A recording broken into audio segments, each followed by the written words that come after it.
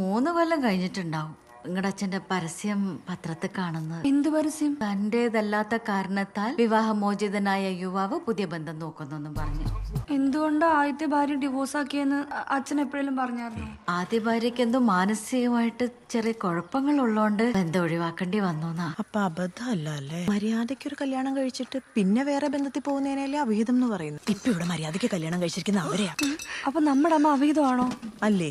രണ്ടാമത് റൂട്ട് മാറി പോകുന്നതല്ലേ അവിഹിതം? നമ്മുടെ അമ്മ ഫസ്റ്റ് അല്ലേ? അതിന് പ്രൂഫില്ലല്ലോ. അമ്മയുടെ കാര്യം അവിടെ നിൽക്കട്ടെ. ഇപ്പൊ പ്രൂഫ് ഇല്ലാത്തോണ്ട് നമ്മൾ അച്ഛന്റെ ആരാ? അമ്മ ഭാര്യ അല്ലെങ്കിൽ നമ്മൾ എന്ത് മക്കള്?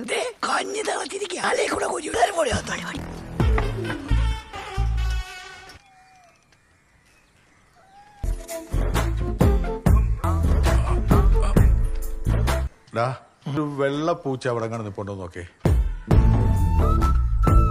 അതവിടെ നിപ്പുണ്ട്. എന്തെടുക്കാ? ആ പിറകു പിറക്കി ചുറ്റും കറങ്ങി കിടപ്പുണ്ട്. ഓ, കറങ്ങി കിടപ്പുണ്ടോ?